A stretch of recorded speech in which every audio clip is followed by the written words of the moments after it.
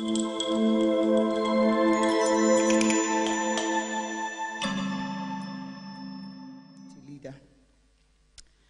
after what we've seen for the last 20 years, we've seen that we are celebrating 20 years since the party began. I invite us to reflect on our journey of 20 years since our formation in 2005.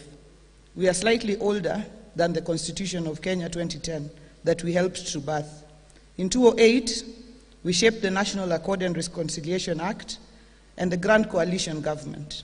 We have made a significant contribution in Kenya's democratization process and economic growth.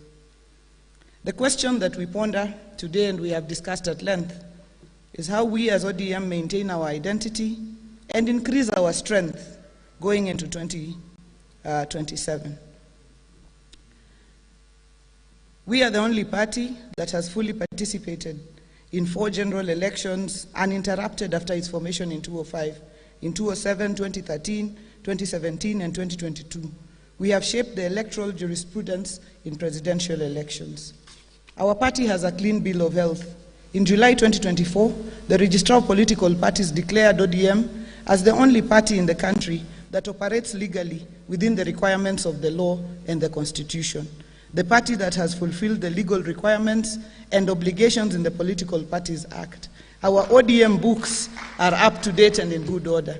We have been given unqualified audits ever since we started being on, and that is credit to our very, very strong secretariat. I see the ED here and our finance director, Mr. Kawino. We have elected members across 6 of the 8 former provinces in Kenya, in Western, in Coast, in Nyanza, Rift Valley, Northeastern, and Nairobi. ODM has 15 elected governors. The ODM party has a strong youth league and women league, as well as this disability league, and has become we were the first political party to actually form our political league. We celebrate 20 years of resilience, growth, and political stability. 20 years of good leadership that has nurtured young politicians into political heavyweights and built a strong political institution that continues to grow by the day. One of the things we'll be launching during the youth event is the Raila Odinga Academy of Leadership. We will be launching the Raila Odinga Academy of Leadership so that we just don't speak of having gone through that academy, but we have a real academy that will bring forth even more leaders. And that is one of the things that Baba will be launching during our youth event in Mombasa. On institutionalization, ODM became the first political party in Kenya to own land that houses our headquarters. This followed acquisition of our land in Lavington in 2019, where our current headquarters are situated. We thank our party leader, Baba Raila Odinga, for your visionary leadership of the ODM party. It is not easy, and it has been mentioned by various speakers. Baba has steered the ODM party to great heights in the last 20 years, and we commit to continue to push as a parliamentary group and as a party to continue to remain strong. As we prepare for the upcoming by-elections and later for the 2027 election, we need to reflect on what has been in our past. We must look at the past to inform the future. This analysis is important as we draw the PG membership from elections. If you look at how we have grown as a party, in 2007, and I see Honorable Mbadi here, Honorable Mili, who are in that parliamentary group, we had 99 of the 210 MPs in parliament at that time. We were the majority party there. When 2017 elections came, in 2013, we had 17 governors. In 2017, we had 13 governors, and in 2022, we had 15 governors. In 2013, we had 17 governors. In 2017, we had 20 governors, and in 2022, we had another 20 senators. We had another 20 senators. In the National Assembly, in 2013, we had 96 members. In 2017, we then went to 76 members. In 2022, we went up again to 86 members. That is why we are talking about 20 years of resilience. In 2013, we had 382 MCAs. In 2017, we had 435 MCAs. And in 2022, we had 473 MCAs. 20 years of resilience. And for us to keep these numbers, we need to keep a strong party. And that is why we are talking about how do we move from 473 MCAs in 2022 to 600 MCAs in 2027. That is the strength that we need to push. And it starts with the by-elections. And I know that the leader of minority, who's also the director of campaigns, is going to organize all of us to go out to help with the by-elections. Not just during the election itself, but during the campaigns for the by-elections. We are facing by-elections in Magarini. We have a candidate, Harry Kombe. He's our colleague, and we need to all go out, not just on election day. And I have seen how we've gone out on election day, but during the entire campaign. There needs to be a team that just is focused on Magarini, working with the local leadership there. We have a by-election in Ugunja. We have a by-election in Kasipul. These are seats that were held by ODM. We have a by-election for which we have fielded a candidate in Chewani Ward in Tana River, and I saw Ali Wario here. We need to go out and campaign for our candidate in Chewani in Tana River. The seat was held by UDA. We have a by-election in Kisa East Ward in Kakamega, Huisero. We have a candidate in Purko Ward in the Kajiado, and I saw Kakuta Maimai. We have to push our candidate, the ODM candidate in Purko, so that we can bring in the seat. We have a by-election ongoing for which we have fielded a candidate in Samburu, Angata Nanyokie Ward. It was held by Jubilee, but we have to push there. We have a by-election for a seat that we held as ODM in Narok Town, Narok North constituency, where we have to retain our seat. And it is important to retain our seat. Why? Because we have 2 nominated MCAs. If we lose that MCA seat, we lose another MCA automatically who is nominated. So we also must look at how we push for us to get our seat back there. We have Fafi Ward in Garissa. We have Lake Zone, and our Vice Chair, Ariko, is here, and also Nabuin. Lake Zone, which are going for nominations. We have Nanam Ward, also in Turkana. We have Kariobangi North, and we have 3 seats in Nyamira as well. So with those many remarks, I'd just like to call upon us to work together to bring more seats on the table. And Apple has a strategy, the Apple company, where they say there must be an apple on every table. We must also push the strategy that there must be an orange in every county. Thank you so much, and God bless us all.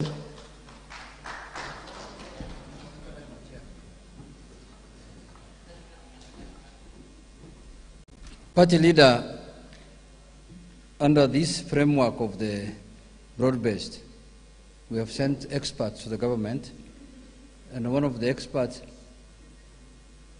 what? Huh? Hakuna sauti? Oh, haisikiki, eh? So you didn't hear what you were saying? Wake up us. Pole.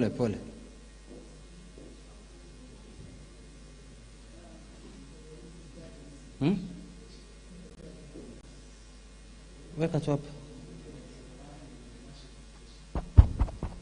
This one is making noise.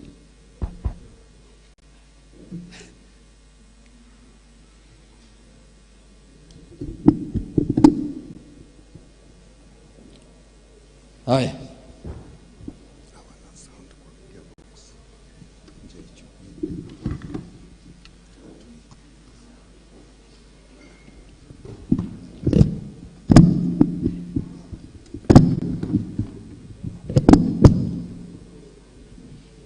So how are you going to capture my party chair's speech? No, they'll just capture it. You have gotten, eh? Yeah. Haya, tuanze sasa in the interest of time. Leto yako.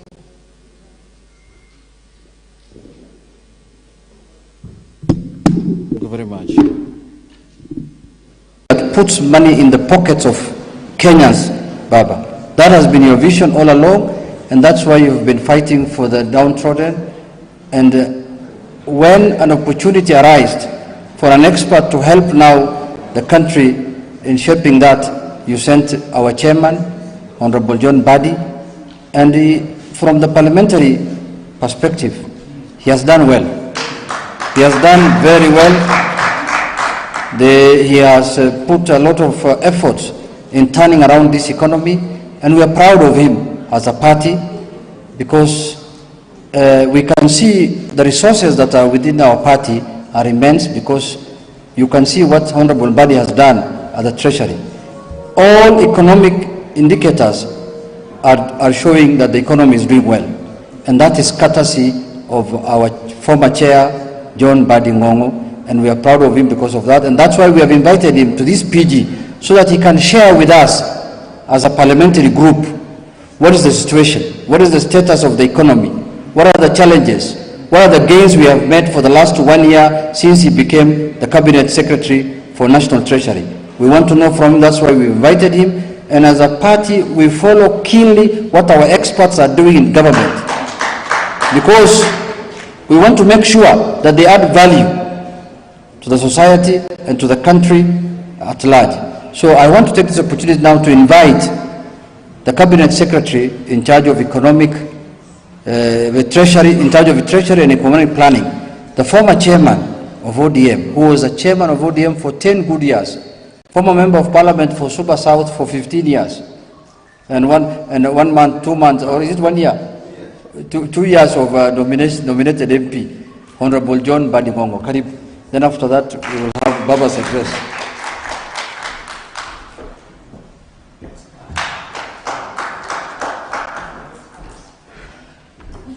Thank you very much, Honorable Junet, our party leader, the Right Honorable Raila Odinga, the chairman of the party, other party leaders present, members of parliament, parliamentary group of the Orange Party, ladies and gentlemen. It's good I came early to know that I should not add all protocols observed. After saying ladies and gentlemen, good afternoon. Baba, it's really refreshing to be here once more, standing from this side. I was so used to being part of the PG, at one point leading the team for 5 years, courtesy of your generosity. And I am also very proud that for the 20 years that ODM is going to celebrate its existence, I have been chair for 50% of that period. 1st November 2014 to 6th of July 2024. So Baba, thank you very, very much for granting me that opportunity, and the entire membership of ODM. I know that time is running up, and where we are, we now need to go for a lunch, and the Baba has not spoken. And sometimes numbers and figures can really be boring, especially at this time. So I will really be careful and use my political experience to make this engagement a bit interesting and summarize issues so that I don't go into the details of numbers which may make you tire up. But Millie asked me to talk something, mention something about rapid response team that we had in the 10th Parliament. I remember when we came in, it was a grand coalition government, and that time, at one point, things were okay, but then later, as we were progressing, we started losing some of our membership out of the political atmosphere or environment then, when the deputy party leader, Musalia, started indicating that he was forming his party.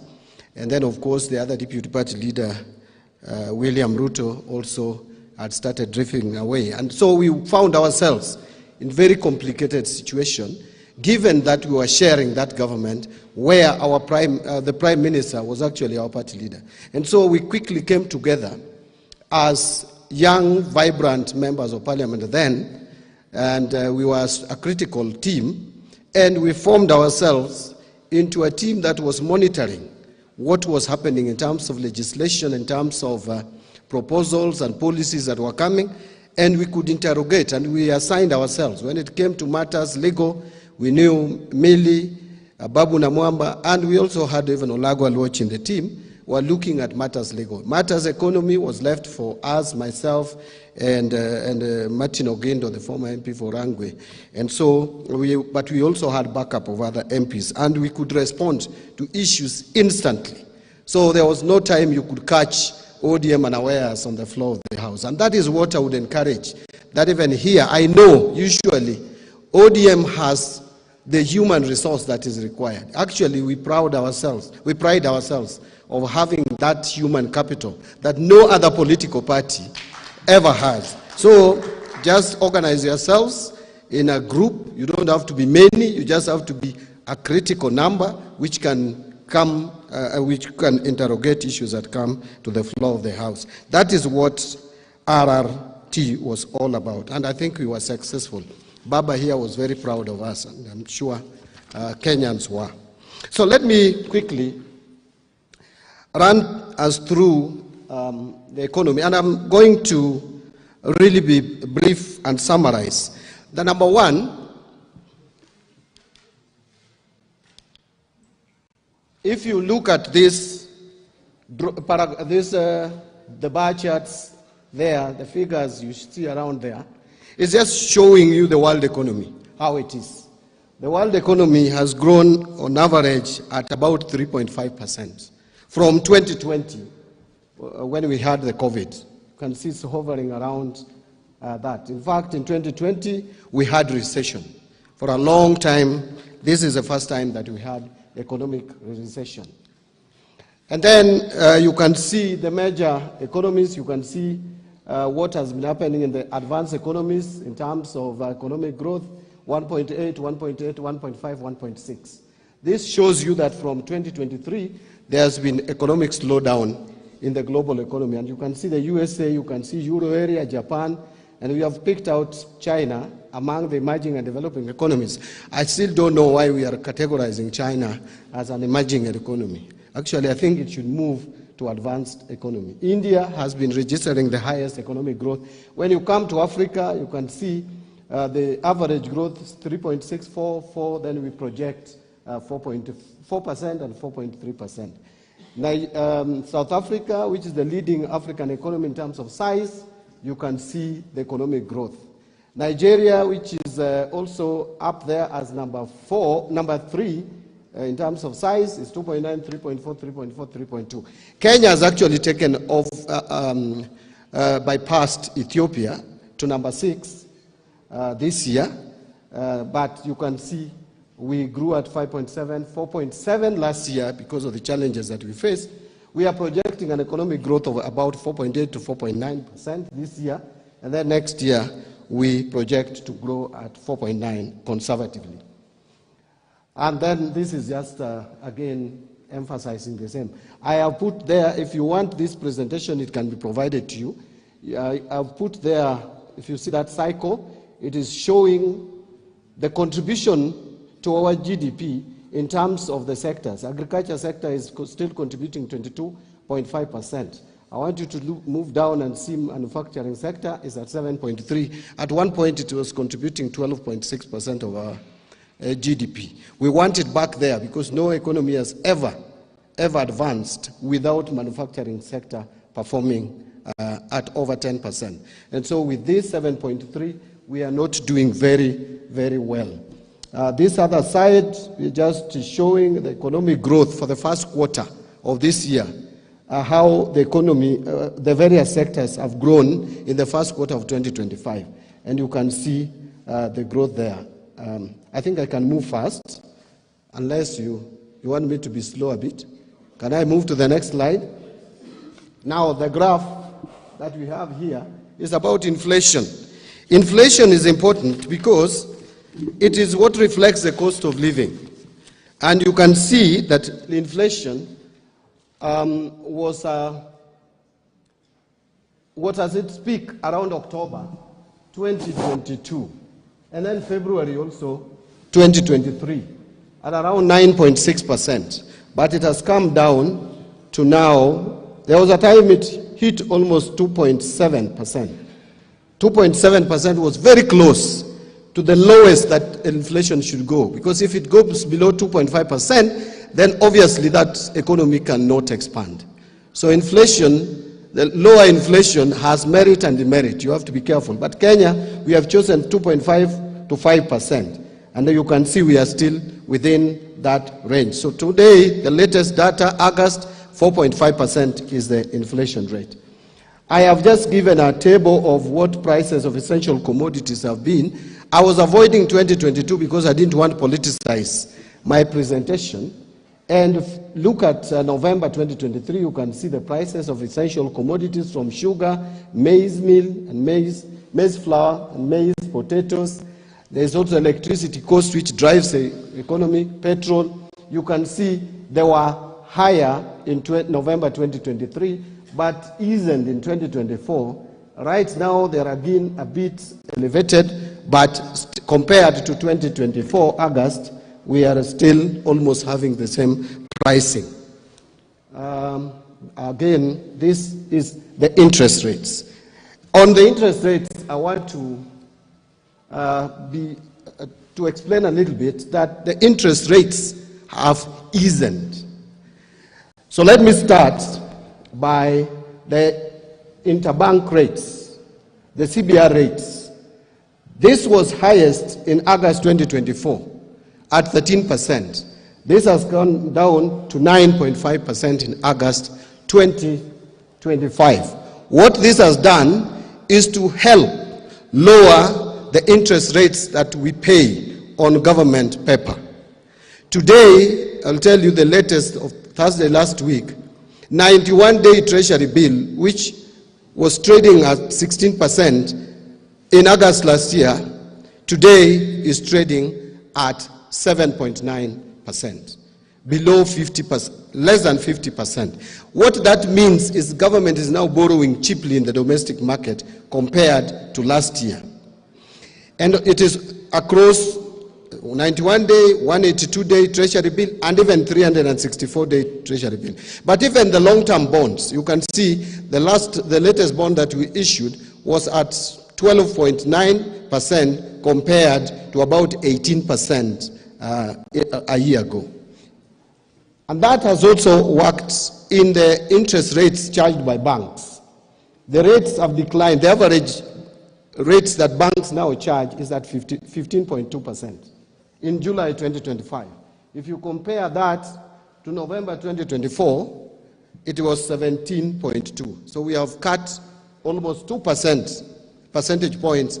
That clearly demonstrates that the private sector can now access loans cheaper than it was in November last year. This is again just explaining the credit to the private sector. Credit to private sector, just look at that curve. This is what has been happening to credit to private sector. The reason why Kenyans have been complaining that there is no money in the economy, there is no liquidity, is because look at July 2023, credit to the private sector was at 10.3% growing. It started coming down. And it came down, and this is largely also because the interest rates were going up. So it came down to negative in January this year. Very worrying trend. Negative 2.9%, meaning that credit extension to private sector was shrinking. Instead of giving money to the private sector, the banks were getting money from the private sector. The net inflow instead of outflow. Very dangerous for the economy, but you can see now it has started picking up. And by July, the credit was growing at 3.3%. And we expect that to continue so that we can have more liquidity in the economy. On current account, I don't want to bore you with this. That is, those are some of the things that I could jump. But let's go to, but I would just tell you that we have seen current account getting better, meaning that the difference between imports and exports in terms of balance of trade, we are increasing our exports. We are also getting more remittances into our economy. although imports have also increased. But now on Forex, again, if I compare 2024, the same period, if we compare June 2024 and June 2025, in June 2024, we had only 3.8 months of import cover. The minimum should be 4 months, but we had 3.8. But the worst is 2022, we were only at 2.3% of import cover, 2.3 times of import cover. Today, we have 11.9 billion US dollars as reserves, which is 5.2 months of import cover, giving us one of the reasons why there is confidence level in the economy from the external players. Exchange rate, again, the shilling was at 160 to the dollar in January 2024. Today, it is averaging 129.3%. Again, this is because of the healthy foreign exchange reserves that we have, managing our liabilities so that there is no threat. In fact, the reason why the shilling almost lost ground is because last year there was a Eurobond that was maturing in June of $2 billion, and the government had not indicated a strategy of managing that liability. And so, clearly, IMF had predicted that Kenya was going to default. In fact, there were the 6 countries in Africa which were flagged out for possible default: Ghana, Ethiopia, Chad, Mozambique, and Angola. Only Kenya survived. The other 5 defaulted, and the consequences are really dire. Now, I want to show you something here that will interest you. This is the capital market. If you want to know the investor confidence in the economy, you don't listen to what people say, but you get the statistics of what is happening in our capital markets. You can see from August 2020 how the NSE index was. It was worse around November 2023, 2024, coming to 2024 August.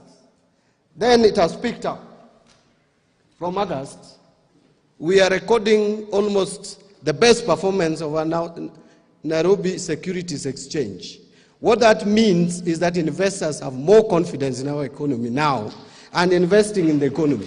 These are the statistics you can go and get. And I'm happy, in fact, we were talking about ODM here, and Juneta Maenda is minority leader. We were talking about ODM here, and we came into government here to help. So you can see from August 2024, it's going up. That is the investor confidence. Again, this is net foreign purchases. You can see August of this year has recorded the highest ever net foreign investment in Kenya. August of this year. So it means if we maintain the tempo, then we are going to get a lot of FDIs, foreign direct investment in Kenya. Now, I want to move quickly. I want to pass the budget performance. That one I can engage members of parliament later on how 2024-25 performed. But you have this information. I can send it to you. These are risks. Again, we have a number of risks. We have what may affect our strategy to manage the economy. Now, I want you to look at this table. This table, I'm very deliberate about it. Why? I want to tell you that we are still not out of the woods yet. And you can see from, this is not the table I want you to look at. I will come to it. This, I was just showing, this table, sorry, the table that I've just passed. Anyway, I'll not go back to it. Oh, it is back. This table is just showing you the aggregate numbers of our budget for this year compared to last year. and the deficit is at 4.7%. The table I wanted to show you will come later. I have just demonstrated in terms of sectors. Look at what the percentage of our budget education is taking, 27.6%. But it is still not enough. Capitation is not enough. So it means we have to find ways of making sure we get more resources to finance critical areas. You can see 27% going to education. The second one is public administration and internal relations at 12%. No, there's 21% for energy infrastructure and ICT, and then you can see the others there. These are just numbers. Let me pass the numbers. Let me just go through these numbers. You have them, members of parliament. So I wanted to talk about the shrinking fiscal space. If you check 2010, 2011, we were only collecting 609 billion shillings. You may look at that figure, compare it to what we are collecting today, which is 2,420,000,000, and you think it is kidogo. However, in terms of GDP, we were collecting 17.7% of GDP in terms of ordinary revenue taxes. Today, we are collecting about 12%, 14%. Actually, it is 14%. This percentage is 14. I have shown there just the change in percentage. But the next slide will show you that from 2010, it was 17.2% what we are collecting in terms of revenue or ordinary revenue to GDP. Now we are collecting only 14.3%. That means there's something about our revenue collection. What is happening? How come the economy is growing, but we are collecting less and less as a percentage of that GDP?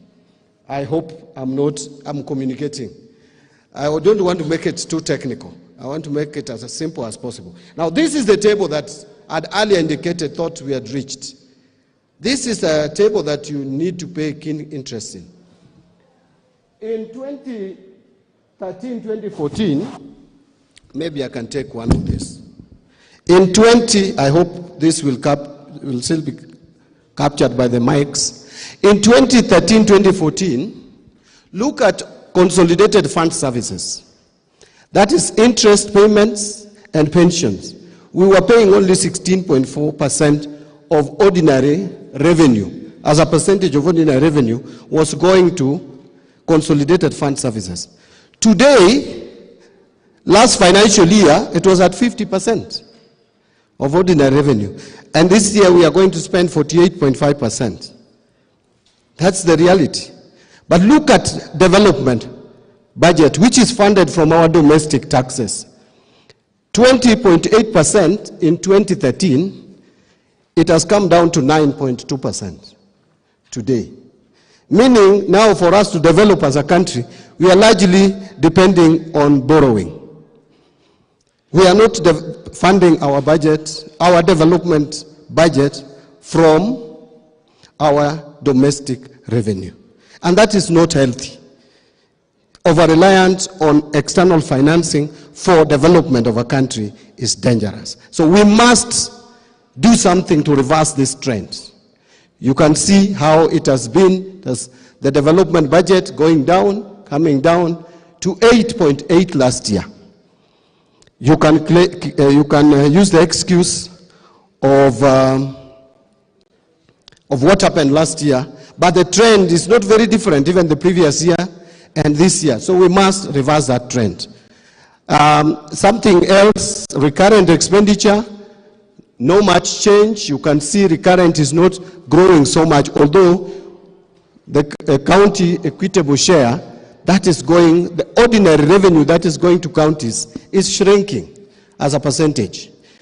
And as a party that stands for devolution, that is also something that should worry us. We were spending 20% in 2013, and are now spending less than 15% of ordinary revenue to support our county government. I hope I'm communicating. Yes. Then this just shows you the same thing that I've talked about. Trend of recurrent spending takes the lion's share of total expenditure. You can see the recurrent expenditure. You can claim that, well, the recurrent expenditure here was 18%. It is at 16% here. But development is not doing better. It's actually doing worse. 6.8, and you come to 3.4. So, and then the county equitable share is taking a percentage, and that is something that we need to look at. Again, this is a repeat of what I've talked about. I don't want to spend much time there. So I've just indicated what we may need to do. That one I don't want to bore you with. That's my work. I will come back to this slide 5.3. And the reforms. So this is the primary surplus. This is what we are doing at the Treasury with the primary surplus. What is primary surplus? Primary surplus is total revenue minus expenditure, excluding interest paid on loans. So you remove the interest that you pay on loans, the remaining expenditure you subtract from your revenue. That figure should be a surplus. That is when you can manage your debt. But we have been having deficits all through. You can claim that the deficit has been shrinking, but it has been there. But now you can see the policies that were put in place in 2025-26, we are going to have a primary surplus. If we maintain the fiscal discipline, we will have a primary surplus. This is the debt to GDP. You can see it has been rising steadily, very fast, to 68.7. Now is when it started coming down.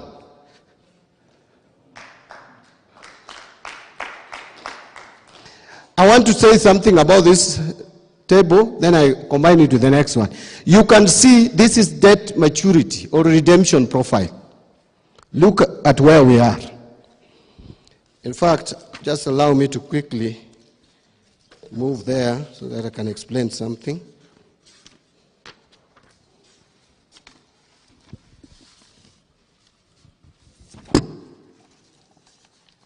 Sorry, I'll keep you, yeah, I'm there. So, you know we have different debts. If you want to manage debts, you have to first profile the debts and see the most expensive, and those are the ones you start with. Now, we have 4 categories of debts. We have the cheapest debts, which are called multilateral. Those are the cheapest. Then we have bilateral debts. Then we have international sovereign bond. And then we have commercial bank debts. This is only external debt. I've not discussed with you the domestic debt. Now, this is maturity. These are debts that we must pay in these years. You can see for this year, we will pay a total of 2.64 billion US dollars.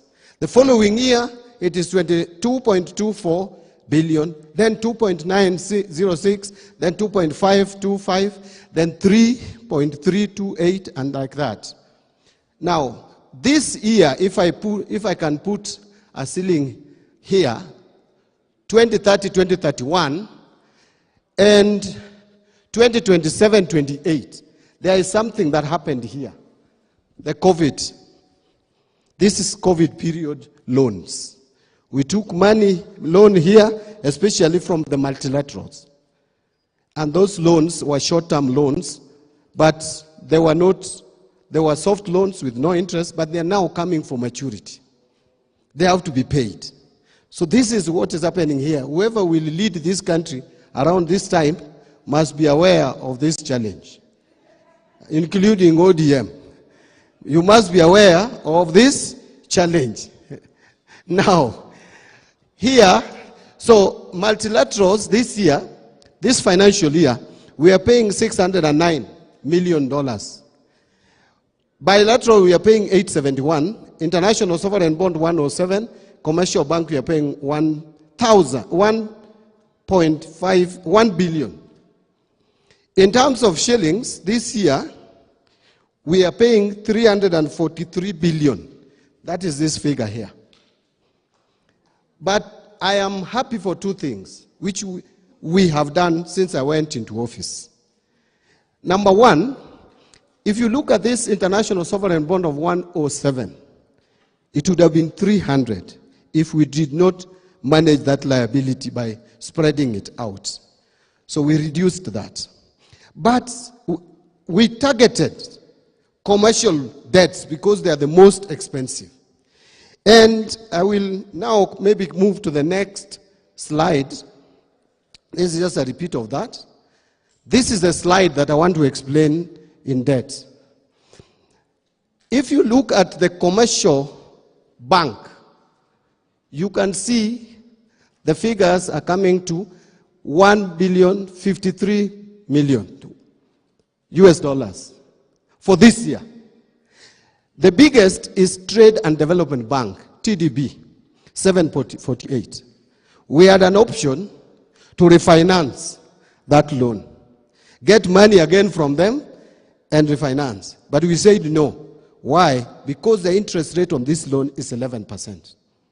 And it can go up depending on the interest rates in the US, the Fed interest rates, because it is pegged on that.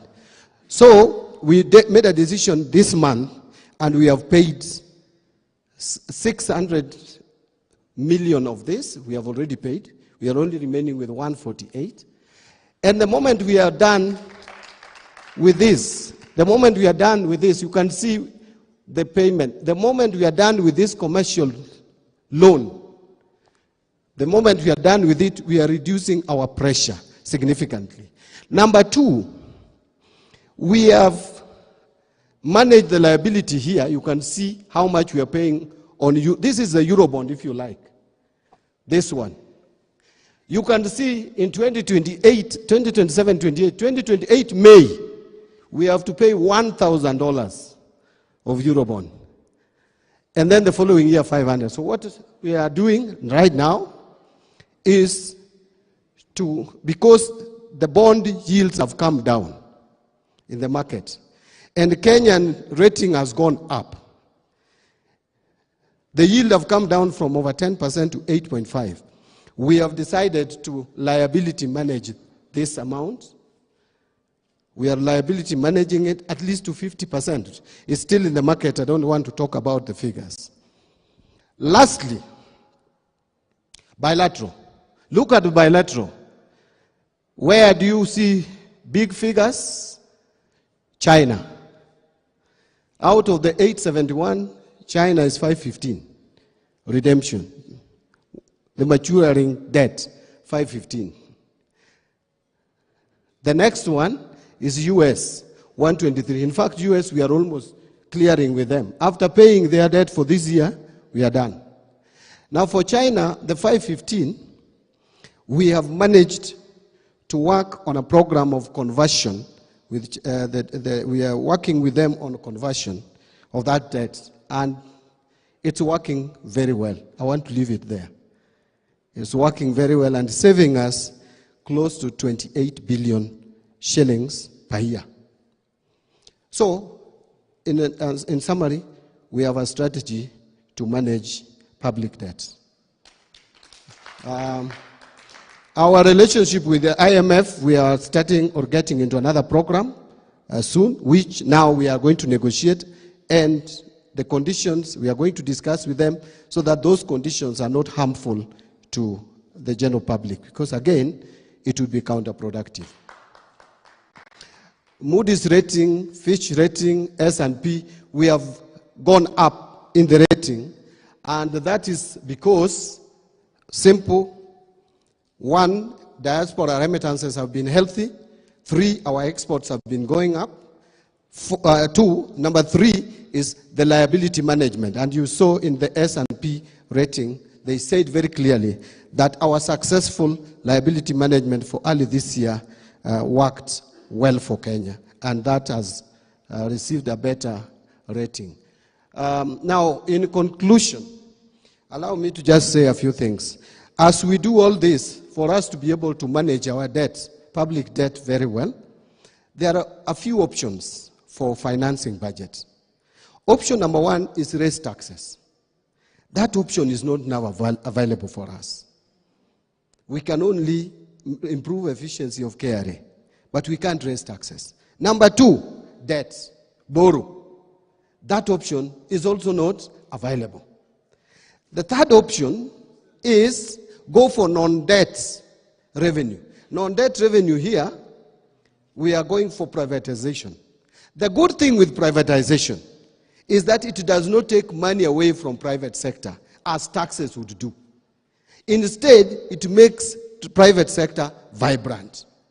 I know people have talked about Kenya Pipeline, that if we sell 65%, we have been getting a lot of revenue from pipeline. We are getting about 3 billion. If you privatize it, the profit of KPC may even triple. May even triple. If you look at the expenditure that KPC incurs, they are making revenue of 30 billion, but with only interest of about 4-5 billion. The rest is expenditure. That can be reduced and you make more profit. So even with 35%, you can still get 3 billion or even more. But again, you will have got money, you will have received money, which money would help you support your budget and will help you run your program. So I would request you that privatization, and there is a bill, I will come before Parliament and defend that privatization bill. It is good. It's a good bill. I will discuss it with you. The other one is securitization. I don't have time to discuss that. It's also an option for us. It is selling asset. It is not taking fresh loan. Finally, on reforms, treasury single account is very important because at the moment, people request for money. Then they go and create, you request for 100 million to pay for various services. Then you put it in the current account and use it as you wish. In the process, you find some requisitions are made to pay our party leader, for example, his business, if he supplies or he does business with government. But that money ends up with Junet. Treasury single account, the system we are bringing, if you requisition the invoice, you will pay only the invoice requisition. And that one we have already implemented. It's going to take effect. On the controversial one, e-procurement. I don't know what was said here before I came, and that is where I'm going to end, Baba. On e-procurement, without pretending, we all know what is happening in this country. If you don't know who knows who, you can't get business in government. It is difficult because of manipulation. You complete your tender documents very well, you present them, tender is opened, then later on, you realize someone, because you have quoted low, and I want Governor Gladys Wanga to win the tender, what I do is just to plaque the documents of Millie. I plaque tax compliance, take it away, and you lose it. So what we are saying is have the budget uploaded in the e-procurement platform. Then annual procurement plan is also uploaded there. And many, forget about the noise outside, many procuring entities have already uploaded their annual procurement plan. It will surprise you that today, if you use your phone, you can access annual procurement plan of State House. Something that had never happened before. No one knew what is being bought at State House or anything. After that, with the procurement plan, advertisement will be done in the system. So anybody can see.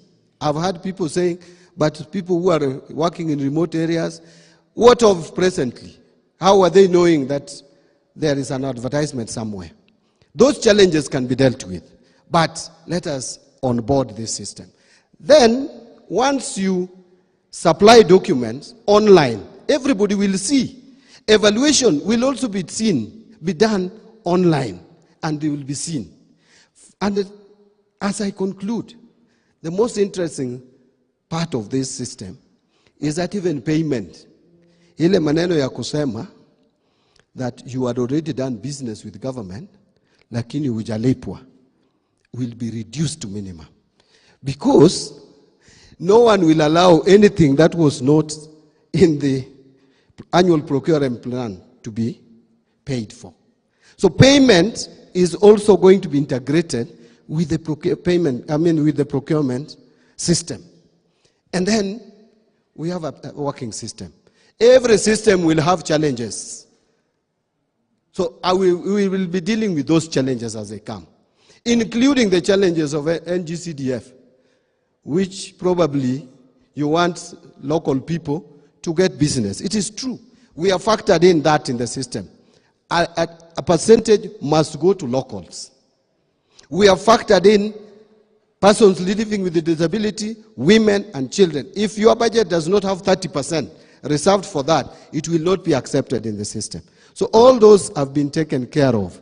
And the other challenges have been told to implement it gradually. We will discuss some of those challenges. But by the end of the day, a system like this, if you allow people to decide when to implement it, you will never implement it. Otherwise, colleagues, thank you very much for giving me opportunity to make this presentation. I want to tell you that as you sent us into this government, we are doing something. Or at least I know at the Treasury, we are putting efforts to make sure that things are better. You remember, this is the first time, Junet, allow me to say this. Because, you see, my concern is that if you send your experts to government and something positive comes out, you should be the first one to say it. Isn't it? If for the first time since 2013, we have transferred all the money to the counties, all the share of revenue, it's something. It's positive. It is supporting devolution. That is what we have been fighting for. And GCDF, we transferred all the money, including arrears, to the constituencies. And Baba, I have provided for 58.8 billion to the NGCDF for this year again. And we will start releasing the money from October. Every month, we will be doing 7 billion. I can see you are telling me not to tell Baba that. Baba, I just want to tell you that personally, I still support NGCDF. I know you have a different position on that, but as your expert, I must report that I support that NGCDF. Thank you very much.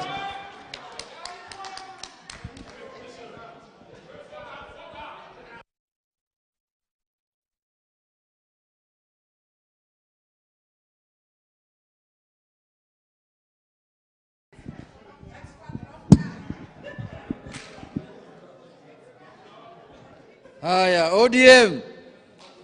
Nikisema ODM, mseme tuko tayari. ODM. ODM. Chungwa Nation. Tukutane Mombasa. Chungwa Nation. Thank you very much. Now we have come to the climax of our meeting. Honorable members, I think I can see ODM is vindicated. You've seen the kind of people we have sent to the government. The kind of explanation they have given to our parliamentary group today. You can see the way things are working. Interest rates are coming down.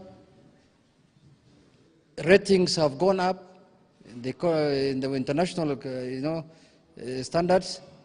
Everything is looking up. And also I want to thank the government for being transparent. This is good. Don't hide anything.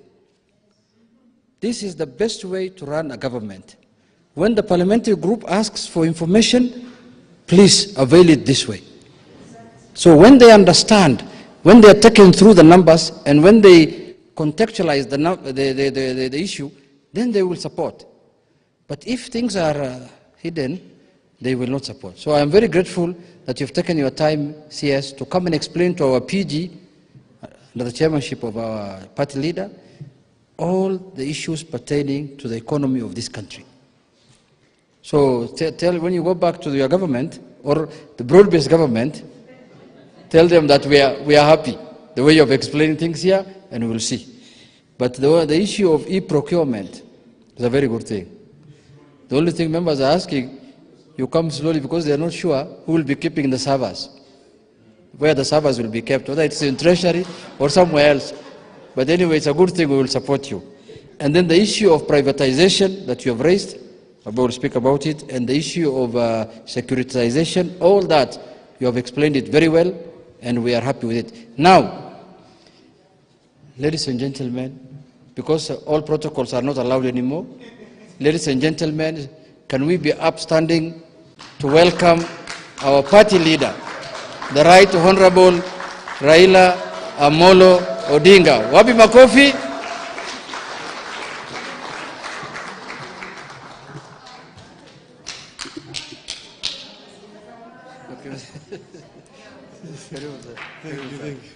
Thank you. Haya. Haya. ODM. ODM. Asanteni sana, you may be seated. Today you learned all protocols observed. Hamjambo. Hamjambo tena. Yes, I've sat too long down here that I'm now a little bit confused. But I think it has been very exciting and also very illuminating to listen to other people talk. I want to thank particularly the two gentlemen you invited here, that is Polycarp Omolo Chilo and Dr. Oscar Otele from the University of Nairobi. I found their contribution very informative indeed, and with a lot of humor good touch. And I also want to thank everybody else who has contributed in this discussion today. It was a wonderful session. We thought that it is necessary for us, before you go back, to have a PG, because you have not had a PG where you also brought the party leadership to talk to you together. And we felt that we should do it before the end of the year, particularly before we go for the Jamboree in Mombasa. So I'm not going to bore you with a very long speech. There's a few things that I put together that I want to say. About a year ago, we got together with the UDA party to help steady the ship of the Kenyan nation that had been hit by extreme turbulence and faced the reality of collapse. Some people may not even know exactly where we were, but because I had a first inside impression of what was happening, we were very much almost on the precipice. Because as you see, after so many days of demonstrations, you saw that eventually the military were on the streets. And on the streets, of course, they were fairly civil to the Wananchi at that time. But that was because they had not been given instructions. And you know, there is what you always all the time talk about, the chief of defense forces. Once the military are given instructions, they execute. And we are almost there. We're almost there. So he said it's better to have a country that is civil, where leadership can be replaced through the ballot rather than through the bullets. And that was one of the reasons why we did what we did at that time. The coming together started informally, with some of our members joining the government. We later formalized the arrangements through a memorandum of understanding, signed publicly with ODA and shared widely with the public. This far, a core agenda of our coming together has been achieved. We have a stable and peaceful country. We beat back the chaos and created an environment in which you can agree to disagree without staring at a collapse. I recognize and appreciate the role our MPs continue to play in the realization of this noble goal of preserving the nation. As I've said before, whatever the differences and misgivings we have as parties or leaders, we must have a country first. Only then can we set about discussing how to perfect the nation's imperfections and even who is to lead the nation. This is a core belief of our party. We stand for and with the country and act in the interest of the people of Kenya. I am convinced that Kenyans want Kenya to stand, and we stand with them on this.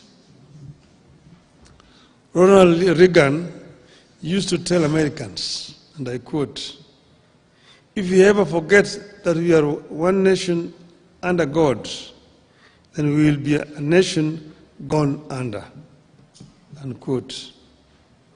As Kenyans, we know only too well what happened to nations that went under. Some took too long to come back, others never made it back at all. Kenya must never tempt that fate. As a party, we must never be ashamed to remind the people that we can never accept collapse as an alternative path to power. We must never be shy to remind the country that as a party, we have pursued compromise before and will pursue it whenever necessary in the interest of the nation. We had the option of sticking it out to the bitter end in 2007-2008. All we needed was to insist that we would not engage in any talks with our opponents. But we saw the danger of Kenya collapsing, and we opted for compromise for the sake of Kenya. We steadied the ship when the gridlock threatened the Uhuru Kenyatta administration. In order to make the country move forward and pass some of the agenda that was seen to be pro-people between 2018 and 2022, ODM had lent a hand.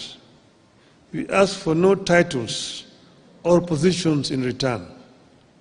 We insisted only on better policies and programs for the people of Kenya and reforms so that we would not witness the repeat of what had happened in 2017. History indicates that each time the leaders of this country have come together, some great things happen. We got the 2010 Constitution because we made compromises with the President Daniel Arap Moi and made him appreciate that it was in his interest, as well as the country's, to midwife a new constitution. We achieved more under the Grand Coalition government than under the NAC regime. The NAC regime swept to power in a wave of popularity, but quickly got hijacked by isolationists and quickly lost the plot to tribal demagogues. Over time, we have appreciated that it takes teamwork to get any edifice, a country included, back on the right track. Today, we are again seeing early fruits of cooperation between political parties. By blending what ODM has always believed in with what ODA believes in, we came up with their widely accepted 2025-2026 budget. Thanks to the ODM experts.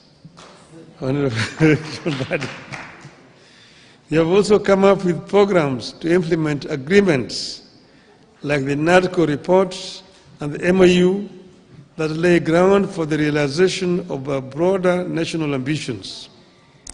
The ability to make compromises without compromising the core values and goals is yielding fruits. We are not out of the woods yet, but we are in a better place today than at this time in 2024 or this time in 2023. Much work remains to be done in the pursuit of a stable, equitable, and prosperous country that delivers to the citizens. It will require firm and resolute leadership, regular consultations, more sobriety, and constant focus on the needs of the people. I mention sobriety because in times like this, it is possible for politicians to spend more time listening to the echoes of their own voices and the cheers from the masses, and forget that we are leaders and we are supposed to be leading.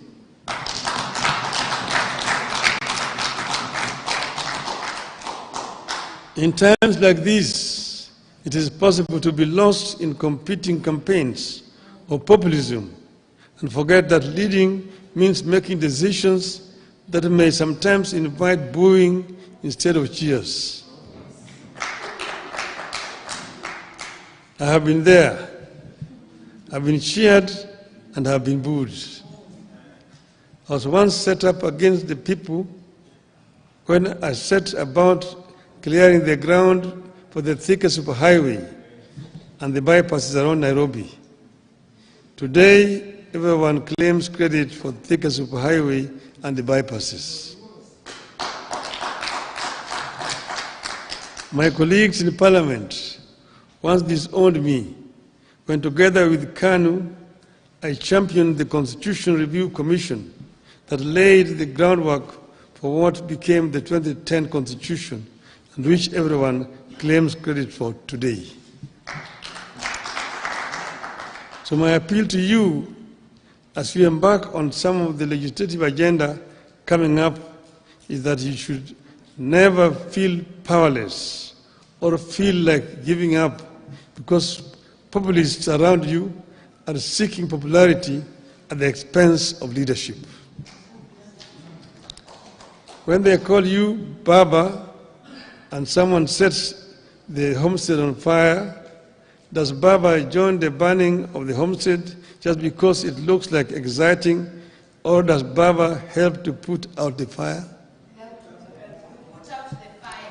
Does Baba release his sons and daughters to add fuel to the fire, or does Baba ask his children to fetch water? I know you know the answer. There's a time to lead and a time to acknowledge cheers. Popularity surges and wanes. Cheering masses come, change, and go. But solid service to the nation, brought against all odds, stands the test of history. Today, I charge you to soldier on in this cause. It is good for our people. It is good for our country. If you act out of conviction, if you put the people at the heart of your maneuvers, if you are sure that our actions are in line with our ideals as a party and our aspirations as a country, the luck of history will be on our side. And I've said, as has been said by Dr. Oscar Hotel there. He told you, stand for what is right for the party. And look at what we have signed. And we must remain as ODM. And we've signed and agreed that we'll work together up to 2027. We have not passed any resolution as a party to say how we're going to go into the elections of 2027. So wherever you are, don't commit the party to some things which have not been discussed. Let those things be discussed first. We are ODM. Who's told you that ODM will not have a candidate in 2027? Who has told you? So first, think as ODM. We have a clear plan that we have negotiated and we've agreed on, and let us continue to implement that plan. Other decisions we'll take when the time comes. Finally, first, I want to thank Mbadi for bringing out some of the issues. Like he talked about selling some assets. Kenya Pipeline Corporation. The pipeline is underground from Mombasa through here. Even if you sell it, where is somebody taking it to? It remains very much an asset of Kia. It is just there on the ground. So somebody want to buy it, buy it. That is what Margaret Thatcher told Britons when the Arabs were coming with petrodollars to buy historical buildings in the UK. She said, even if they buy Buckingham Palace, where are they going to take it? It remains here. Your asset. It's an idle asset. Sell it so that we get money instead of going to borrow. Big money to invest instead of going to borrow here. I want to sell the shares of Safaricom. Why not? Why don't you sell the shares of Safaricom? It just remains here in the country. This is what my friend, the Indian Prime Minister, Mr. Narendra Modi, has done in India. When he invited me to go to Gujarat as chief minister then, I went as a chief guest in what is called the Vibrant Gujarat. And there were many people who had been invited from outside India. And I was in a panel discussion with some of the Indian conglomerates, the Tata, Ratan Tata, the Adani groups, and all this together. And we saw how many deals were being signed, people coming to invest in Gujarat. State of Gujarat is one of the states of India. The economy of Gujarat was growing at the rate of 13% per annum, compared to 5-6% of other states. Gujarat, the population of Gujarat is 60 million people, bigger than Kenya. So I asked Modi, how did you manage to achieve this? He went into his bookshelf and brought me a piece of legislation. He said, this is the secret. This was a PPP law of Gujarat, which he said, make it simple like this. It will attract people to come and invest in your country. And with that legislation, I came here and I presented it to the cabinet. And I told him what I saw in Gujarat is something astonishing. We approved the memo in the cabinet. It was then given to the then Minister for Finance, who was acting Mr. Michuki, to go and prepare a cabinet memo. When he took it to the mandarins in the treasury, they manipulated it, changed so many things. By the time they brought it back to the cabinet, it was a different document. I told them, Who will come? Who will want to risk his capital with this kind of things you put in this law? It was passed and brought to Parliament, passed, no investors came because there were so many restrictions and private capital is risk shy. But when I was there, they took me. They took us. I was in that delegation as a prime minister. I'd gone with the current prime cabinet minister, Mr. Mudavadi. We were with President Ruto at that time, with Chris Obore, who was a minister for public works. I was with a big delegation. We were taken to a place called Mundra, a port, where they had built, Modi had given just land to Adanis, 5,000 hectares of land, marshland near the sea. They drained that land and built a port. So they were using that port to import coal from Indonesia. And they put up a power plant, 4,600 megawatts of power. Then the Tata group followed suit and also built a similar plant, 4,600 megawatts there. So a total of 9,600 megawatts was being generated from that port alone. Our total generation capacity in this country today is not even 3,000. That's from that port. And then they built a railway line, 100 kilometers to join with the national railway system. A sleeping village of 5,000 people rose to become a village of a town of 200,000, eventually now 500,000 people. And the investors came to invest in that place. They even built an airport in that place. Okay? Then I can give you so many other examples. So you find the same people, Adani, are given them Bombay. Bombay airport used to be so dilapidated, fly infested and so on. They could have constructed Bombay airport. Today, Bombay airport is so efficient when you go there. You go and look at the Delhi airports. When Modi eventually became Prime Minister of India, he now replicated what he had done in Gujarat in the whole of India. Within the time that he has been the Prime Minister for 10 years, they have constructed 130,000 kilometers of railway line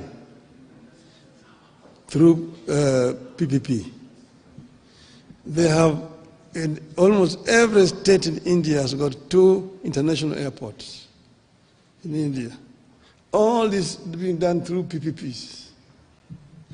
And that's why when Adani came here to want to do this airport, and too much noise was being made in Parliament for no reason at all, they pulled out. The Red airport is just like here, it is. It is as it is. They are not taking it away. They are bringing their money to do it. They are bringing their money to do it. And they will charge for over 30 years so that they don't charge so highly. That's what would have happened. Now, a similar arrangement is happening in Kigali. So the Qataris are building Kigali International Airport in the same terms like Adani wanted to do here. So Kigali is going to be the hub in this region, not Nairobi, because of noise being made by other parties which were also interested in doing what Adani was supposed to do and paying people down under the table to make noise every day in the newspapers. Shame on them. Shame on them.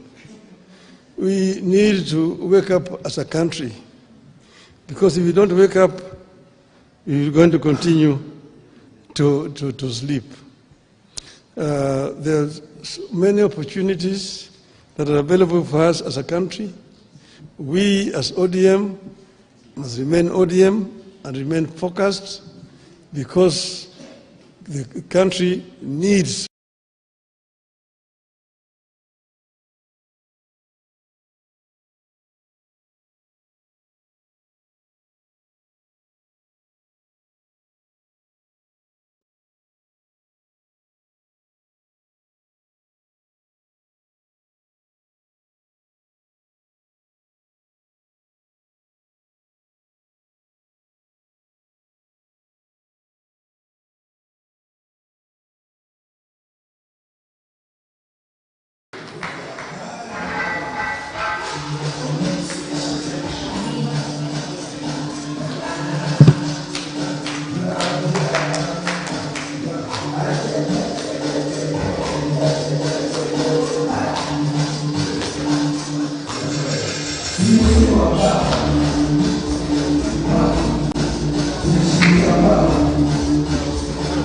I know, huko nje. Haya.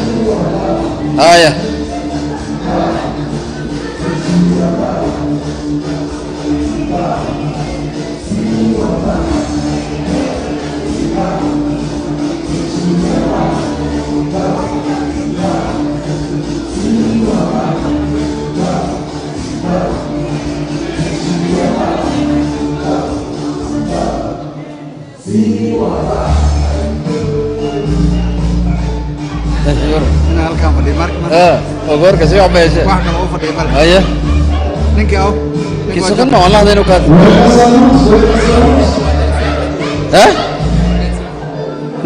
Naomba mkuje hapa juu kidogo. Naomba baba arudi kwa jukwaa. Naomba ukuje hapa juu baba. Hapa juu. Hapa ndio pale mchezo. Acha nichukuliwe kama watu hawajakuja. Naomba tukuje hapa juu. Odanga umekuja. Haya hapa. Yote hiyo. What are you? Kuja hapa. Nimesikia leo mmeshamasio.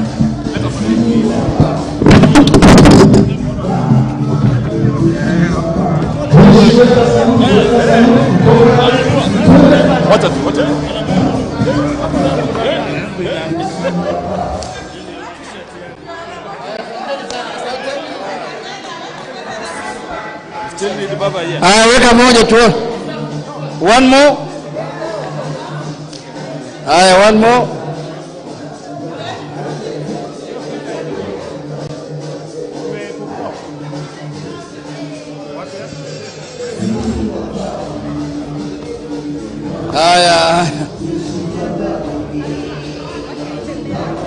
Hiyo ndio ODM 20.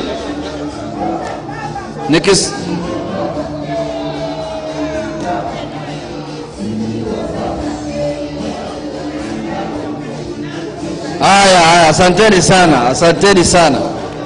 DJ narudisha chini. Tusimame tu hapa. Let's just remain standing here so that we conclude the meeting.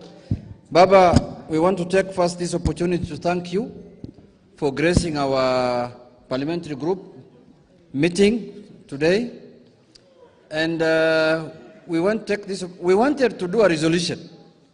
But listening to the Baba's national address, it was a resolution on its own. Because it has captured everything we wanted to speak about. Baba has talked about ODM, he has talked about the country, he has talked about the nation, he has talked about the economy, he has talked about the future of ODM, he has talked about everything we wanted to resolve, what to do in Parliament on issues of privatization, issues of PPP, issues of securitization. He has addressed all that. So we are going to take Baba's speech and disseminate it to members of Parliament individually and tell them whenever an issue arises, refer to Baba's speech. Paragraph 2. Another issue arises, refer to Baba's speech. Another issue of economy, refer to Baba's speech. Issue on politics, refer to Baba's speech. Issue on broad-based government, refer to Baba's speech. If you are in doubt, refer to Baba's speech. And if you want to know more, refer to Baba's speech. That is the position we have taken. Because he has captured everything. He has spoken to us about ODM being a distinct party. He has spoken to us with the decision of ODM for 2027. He has spoken to us the economy and parliament and everything. Now we will sing Chungwa Nation, Tukutane Mombasa. Chungwa Nation, Tukutane Mombasa. Chungwa Nation, Tukutane Mombasa. Chungwa Nation, Tukutane Mombasa.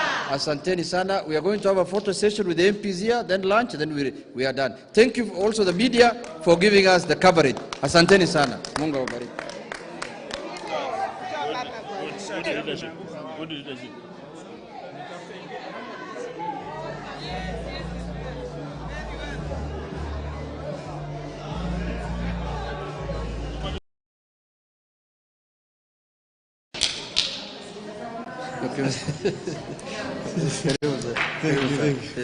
Thank you.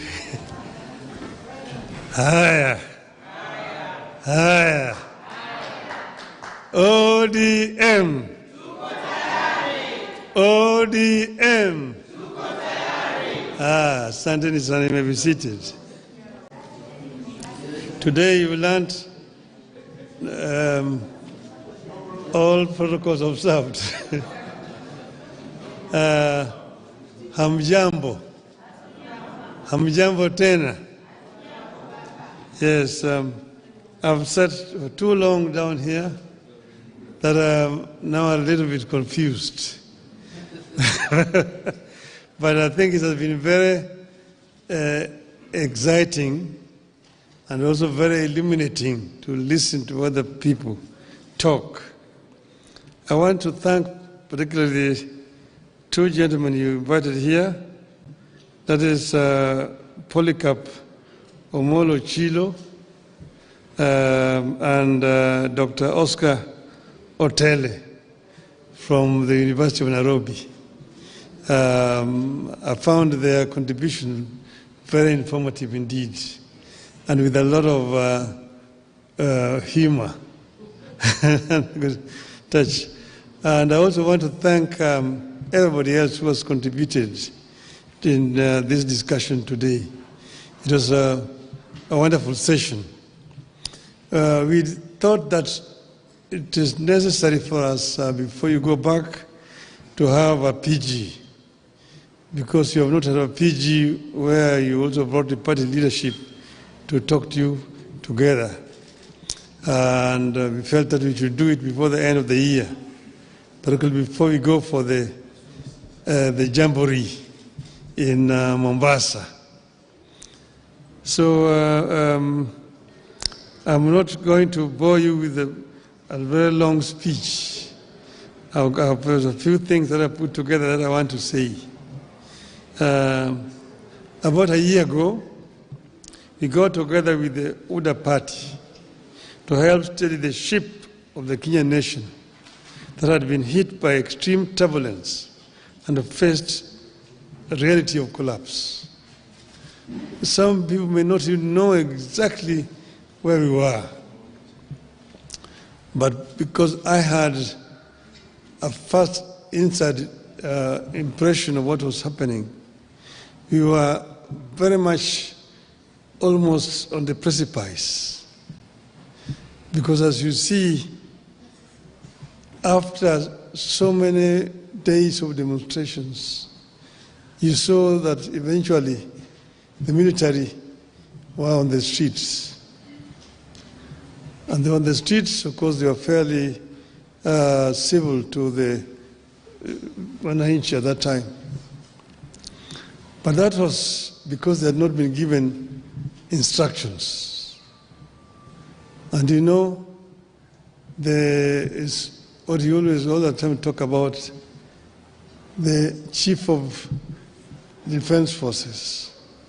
Once the military are given instructions, they execute. And we were almost there. They're almost there. So he said it's better to have a country that is civil, where leadership can be replaced through the ballot rather than through the bullets. And that was one of the reasons why we did what we did at that time. The coming together started informally, with some of our members joining the government. We later formalized the arrangements through a memorandum of understanding signed publicly with ODA and shared widely with the public. This far, a core agenda of our coming together has been achieved. We have a stable and peaceful country.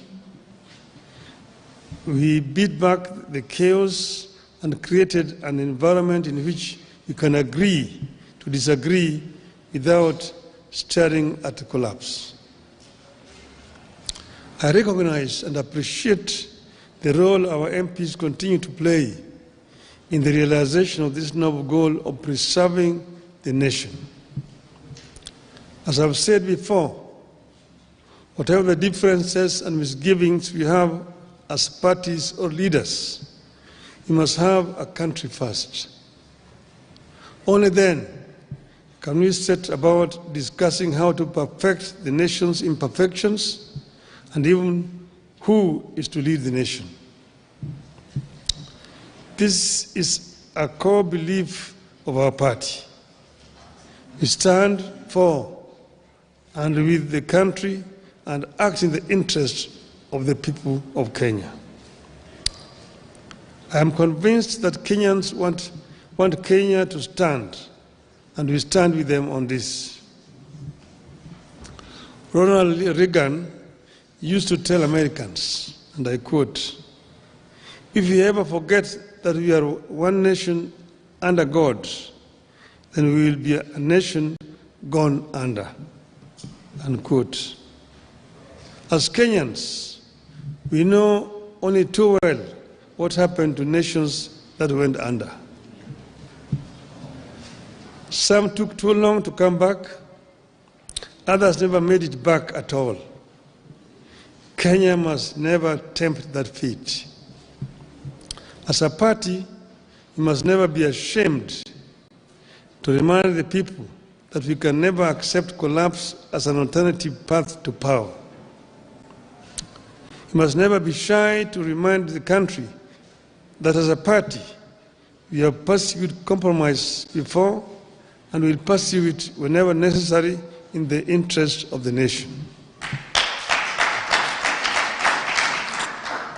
We had the option of taking it out to the bitter end in 2007-2008. All we needed was to insist that we would not engage in any talks with our opponents. But we saw the danger of Kenya collapsing, and we opted for compromise for the sake of Kenya. We steadied the ship when the gridlock threatened the Uhuru Kenyatta administration. In order to make the country move forward and pass some of the agenda that was seen to be pro-people between 2018 and 2022, ODM had lent a hand. We asked for no titles or positions in return. We insisted only on better policies and programs for the people of Kenya and reforms so that we would not witness the repeat of what had happened in 2017. History indicates that each time the leaders of this country have come together, some great things happen. We got the 2010 Constitution because we made compromises with the President Daniel Arap Moi and made him appreciate that it was in his interest, as well as the country's, to midwife a new constitution. We achieved more under the Grand Coalition government than under the NAC regime. The NAC regime swept to power in a wave of popularity, but quickly got hijacked by isolationists and quickly lost the plot to tribal demagogues. Over time, we have appreciated that it takes teamwork to get any edifice, a country included, back on the right track. Today, we are again seeing early fruits of cooperation between political parties. By blending what ODM has always believed in with what ODA believes in, we came up with their widely accepted 2025-2026 budget. Thanks to the ODM experts.